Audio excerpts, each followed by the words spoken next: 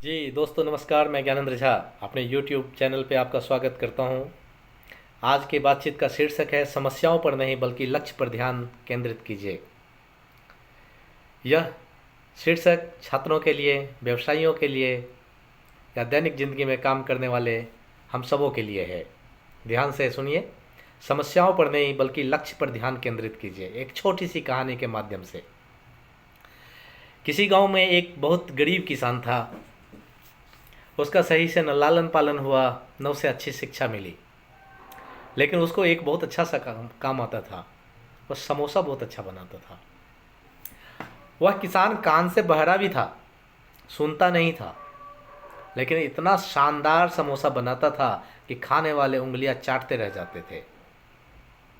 किसी ने उसे सलाह दिया, समोसे की दुकान खोल लो। चूंकि वो स्वादिष्ट समोसा बनाता था, उसने दुकान खोला और उसकी दुकान खूब चल निकली। वह दिन दूनी रात चौगुनी तरक्की करने लगा। उसने नौकर भी रख लिया। रोज आलू का ऑर्डर बढ़ा बढ़ा देता, क्योंकि उसके दुकान पर समोसे की सेल बढ़ती जा रही थी। एक दिन ऐसा भी आया कि वह किसान मंडी में सबसे ज्यादा आलू खरीदने वाला व्यक्ति बन गया।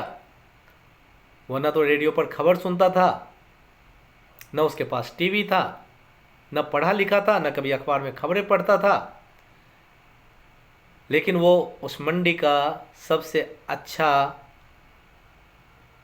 समोसे की दुकान वाला दुकानदार बन गया।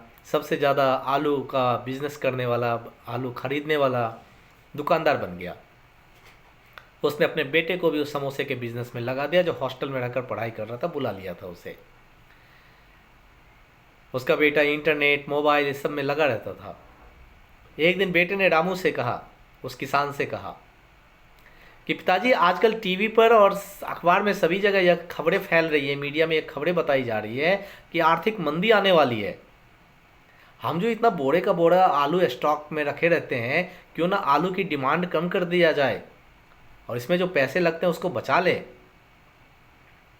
रामू को लगा बेटा तो पढ़ लिख कर आया है, सब जानता है। उसने आलू की डिमांड कम कर दिया।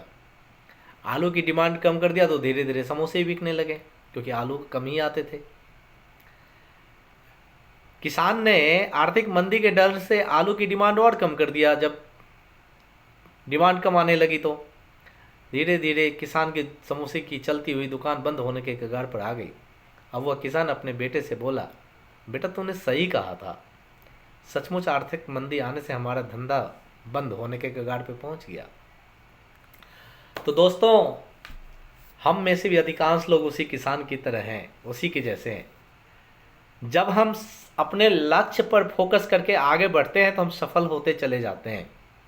लेकिन जैसे ही हम किसी समस्या के बारे में सुनते हैं या कोई समस्या सामने आती है, तो हमारा फोकस, हमारा ध्यान अपने लक्ष्य पर कम बल्कि समस्या पर ज़्यादा हो जाता है। अगर आप परेशानियां देखेंगे तो हर जगह परेशानियां ही परेशानियां नजर आएंगी। समस्या तो हर काम में आती है। अगर आप समस्या के बारे में ही सोचते रहेंगे तो समस्याएं, परेशानियां आप पर हावी होती चली जाएंगी और आप अपने लक्ष्य से भटक जाइएगा। अर्जुन की तरह केवल और केवल अपने लक्ष्य पर नज़र रखिए। भ्रमित करने वाले लोगों से बचिए। अपनी दिशा में आगे बढ़ते जाइए। आप जरूर कामयाब होंगे।